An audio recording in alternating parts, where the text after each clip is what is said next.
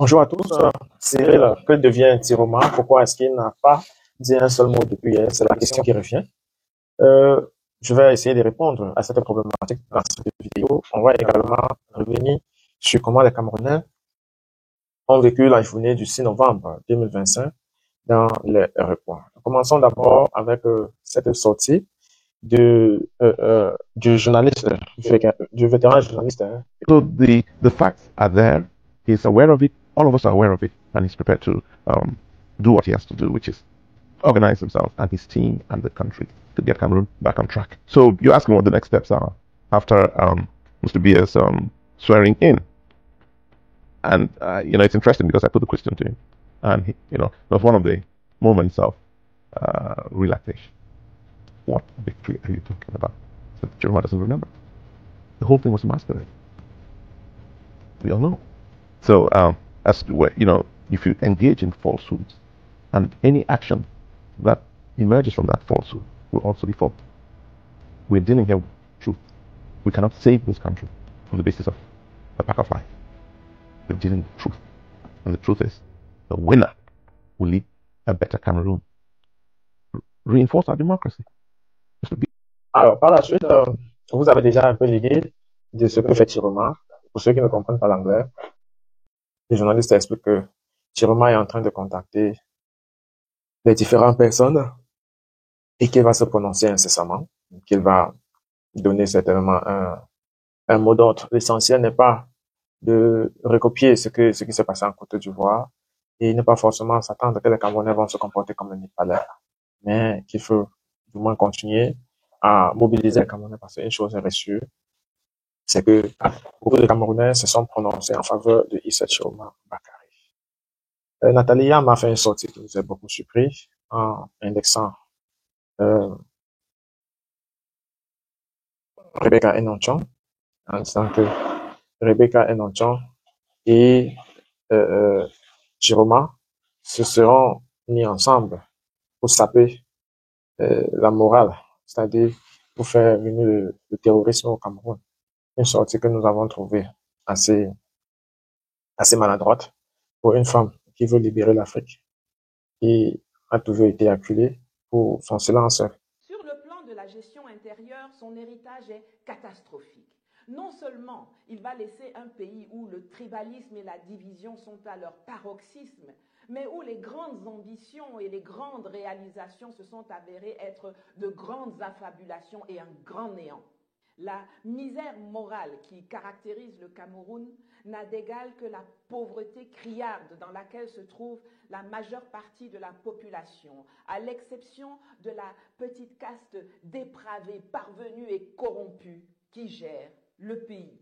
Un Cameroun où les prostituées sont présentées par des membres du gouvernement comme des modèles de réussite sociétale d'une jeunesse égarée, où des hommes de médias qu'il est difficile d'appeler journalistes deviennent des francs-tireurs qui utilisent leurs micros, leurs journaux, leurs antennes ou leurs claviers pour régler des comptes contre rémunération, où le droit est penché, où les forces de l'ordre sont utilisées comme moyen de répression, où les grands commis de l'État font perdurer une situation pourrie aux noseaux pour se remplir les poches, où des militaires deviennent des tueurs à gages, où des procès débutent mais ne se terminent jamais, où des voyous sont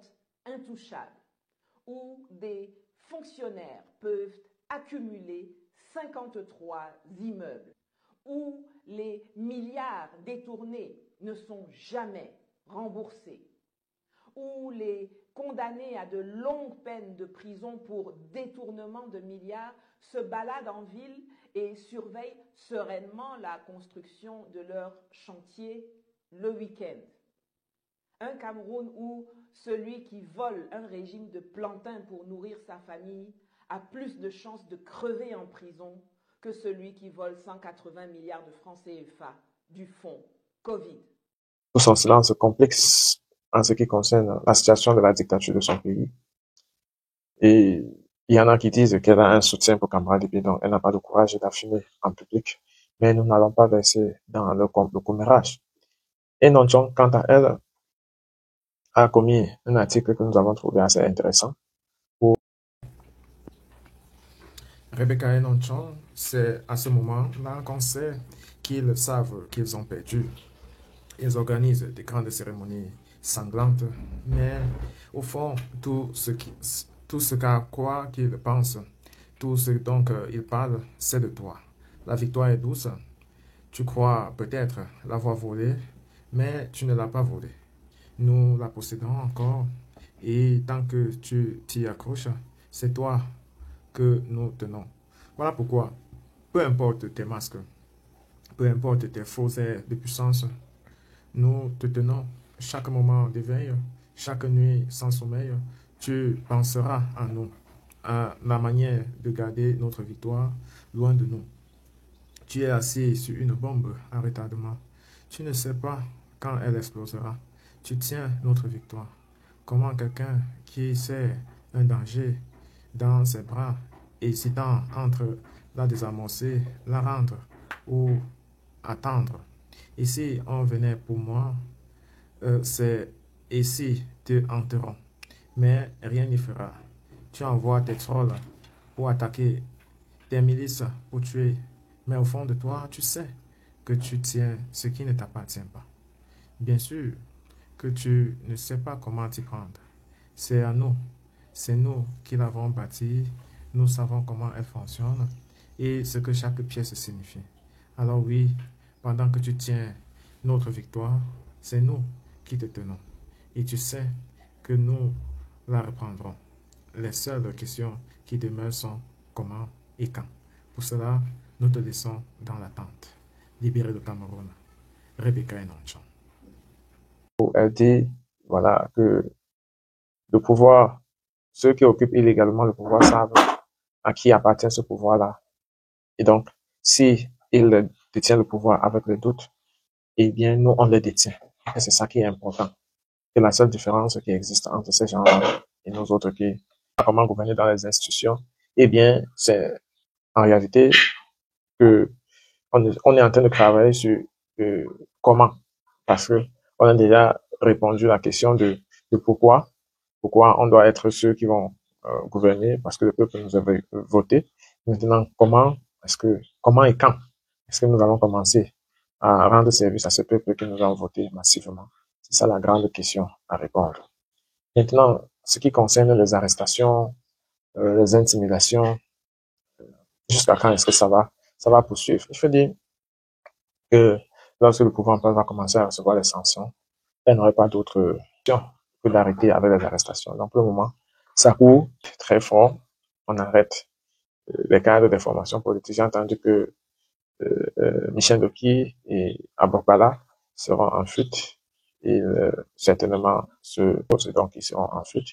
Il faut également rappeler que sur les noms populaires jusqu'à là arrêtés, il y a Aboubakar Ousmane, qui a été même arrêté avant les élections.